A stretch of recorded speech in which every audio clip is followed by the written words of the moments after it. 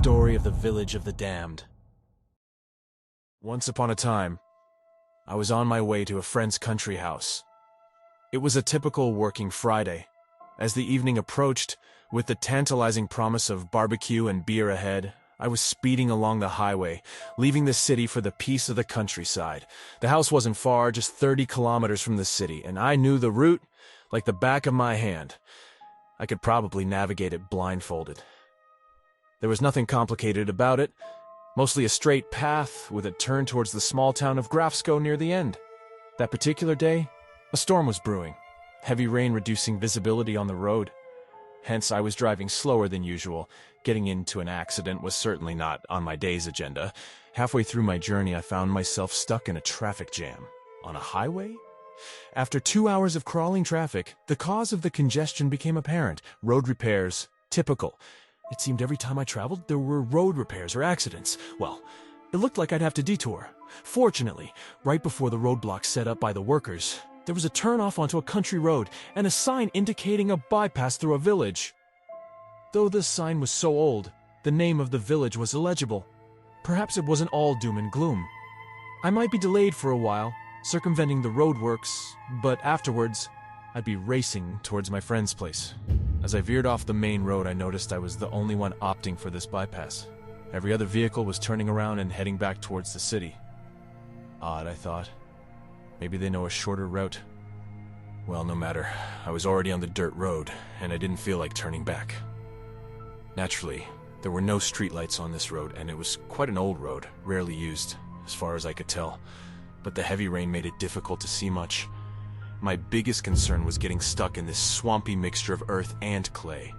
The journey was particularly challenging in my not-so-new car. Finally, in the distance, I spotted rooftops. It was well past midnight, and the rain was only getting worse, morphing into a drizzle of hail. Just my luck. Continuing my journey in such weather was near impossible, so I decided to call my friends, let them know I'd only arrive in the morning, and try to find a place to spend the night in this village. Hopefully someone would take me in. I reached for my phone. And of course, no signal! In the 21st century, you just have to stray a few kilometers off the main road, and suddenly you're thrown back into the Middle Ages. Well, I hope my friends, in their likely drunken stupor, wouldn't go looking for me in the middle of the night, but would just sleep, and I'd catch up with them in the morning. In the car, I pulled up as close as possible to the house that the figure had run towards. I grabbed my bag and money, just in case the residents asked for payment for lodging, and gathering my strength, dashed out of the car. I ran towards the front door of the house and under the porch. I was instantly soaked, cold and chilled. Indeed, the early October weather was quite something.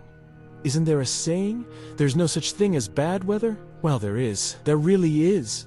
The porch I found myself under was leaky, but it was certainly better than standing in the pouring rain. I knocked on the door. Is anyone home? Silence. I knocked again. Nothing happened. I tried to open the door, but it was firmly shut. What now? Run to another house, get completely wet, and very likely get sick? No, I didn't need that. Maybe there was another door around the back of the house. That needed to be checked out. With this plan in mind, I moved along the wall of the house to the corner, glancing briefly through a window. For a second, I thought I saw some movement inside. Somehow, I managed to make it through the impassable shrubbery to the back of the house. There was indeed a door there leading to a garden, although I wasn't sure that the standing crosses were part of a garden. Wait, crosses? Where did these crosses come from?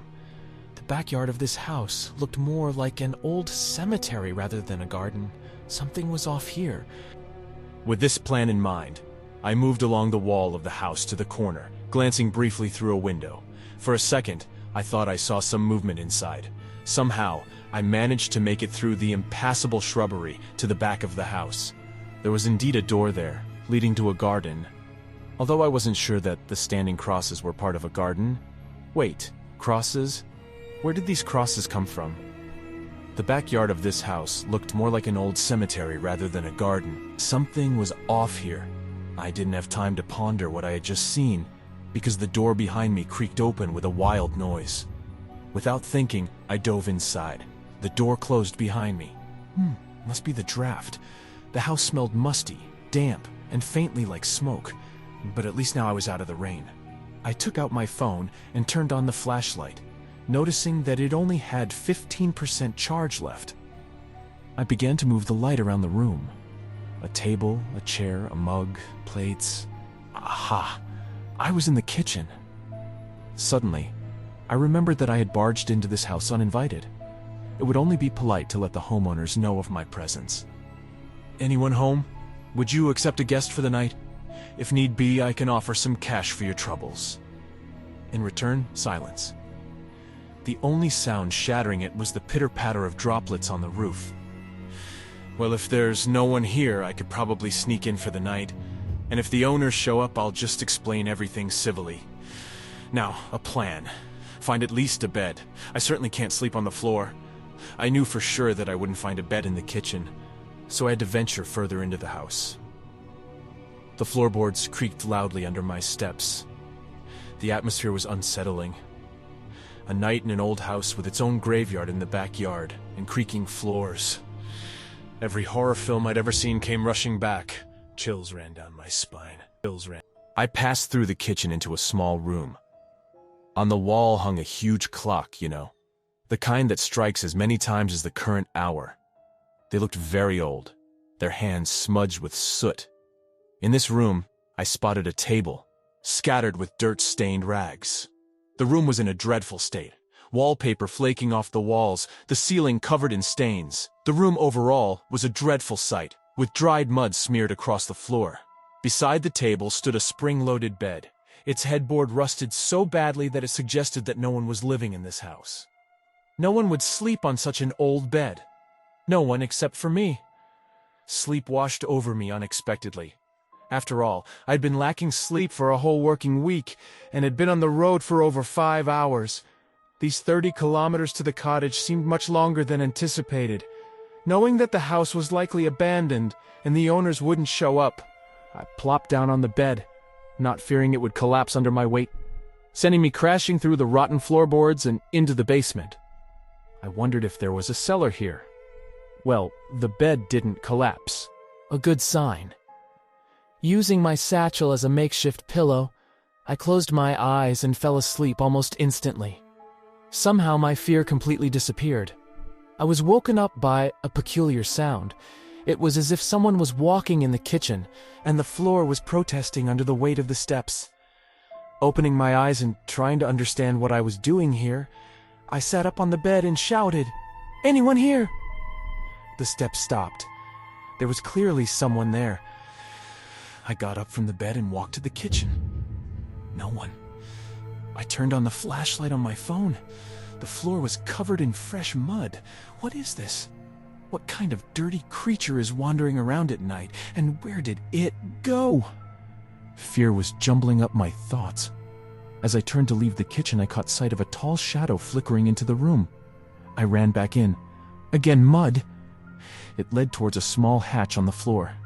How did I not notice it when I first entered the room? Now, do I dare enter or not? I haven't battled any supernatural creatures before. I sat on the bed, wondering about my next move.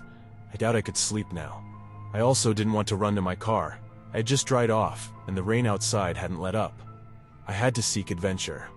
In my satchel, I fumbled and found my old Swiss knife. It wasn't much, but it would have to do. After all, it was better than nothing. Deciding that there was no turning back, I walked towards the hatch. To my surprise, it was not only cluttered, but also camouflaged by an old carpet. That's why I hadn't noticed it before. Illuminating the path with my flashlight, I lifted the carpet and opened the hatch. The stairs led down into a basement. It was musty inside, and the smell of dampness filled the air. From the basement came...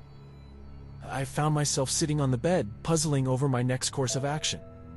The prospect of sleep was now far beyond my grasp, and the idea of running to my car seemed equally unappealing, given the relentless rain pouring outside. My only choice, it seemed, was to dive headfirst into whatever trouble was waiting for me.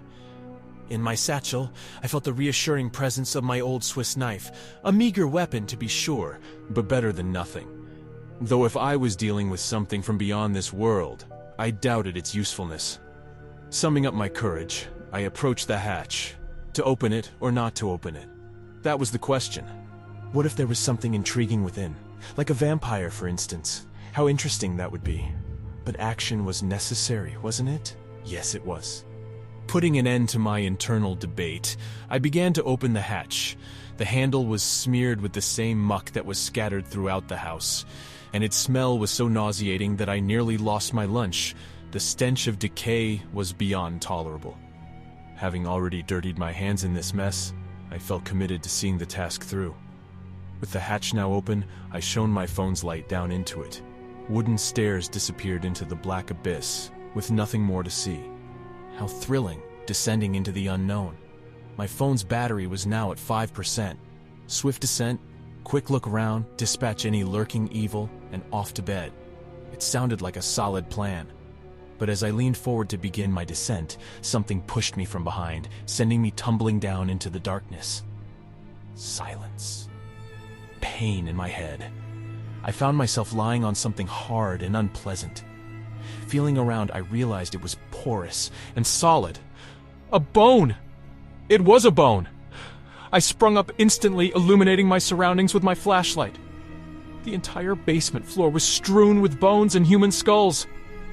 I was paralyzed with fear. Where had I ended up? Who had pushed me? How could I escape? As my thoughts sluggishly processed the shock, I heard a rustling in the corner. Something was there, feasting by the sound of it. Suddenly the chomping stopped, and it slowly began to rise. It must have been over 8 feet tall. Its legs were long and thin. Its arms hung low past its knees, ending with sickle-like fingers or claws. It was hard to tell.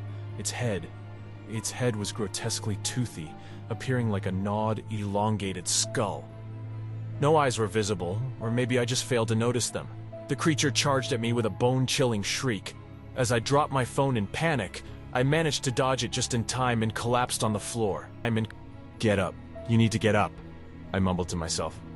The creature spun around and charged at me again. This time I couldn't dodge in time, and a razor-sharp claw slashed across my chest. Pain radiated through my body and apparently through the creature's as well. With a roar, it collapsed beside me. My Swiss knife was embedded in its chest. I need to run. I need to get out of here. I certainly didn't have a second knife. Springing to my feet, I began to scramble up the stairs, picking up my phone from the floor. And that's when I heard the creature getting back on its feet and starting to charge at me. With every ounce of strength left, I clambered up the steep stairs, giving no thought to the earthy decay that lay beneath my hands and feet. Suddenly, something pulled at my foot. Thank goodness my boots were zippered, not laced. Swiftly unzipping it, I left the boot in the creature's grasp, and it fell back down the stairs. Opening the hatch, I saw daylight breaking outside. With a swift motion, I grabbed my bag and threw myself at the front door, the one that was locked, hoping to bust it wide open. But whether I was too light or lacked the momentum, the door met me with a solid thud, and I was thrown backwards. The bolt! The door was bolted. How could I have been so blind? Scrambling back up, I approached the door, slid off the bolt, and that's when I heard a vile breath behind me. Without glancing back, I flung the door open, bolted out of the house, and sprinted towards my car. The rain had stopped, and fog was creeping over the ground. I hopped into my car, yanked off the handbrake, and drove off. Glancing in the rearview mirror, I saw nothing but the old cemetery. The houses were gone. And on the street, about 5 of these horrific creatures were standing, watching me leave. I did manage to reach my cottage eventually. On seeing my condition in the morning, my friends were almost speechless. Covered in dirt, a bloody gash across my chest, 1 boot missing, hair disheveled. I relayed the whole incident to them. One friend looked at me bewildered and said, "There's no village there! Just an ancient cemetery. But wait, there was a village once, but it burned down over 100 years ago. All who lived there perished, and they were all buried right there, on the site of the burnt-down village. Well, I think we'll take a different route home next time."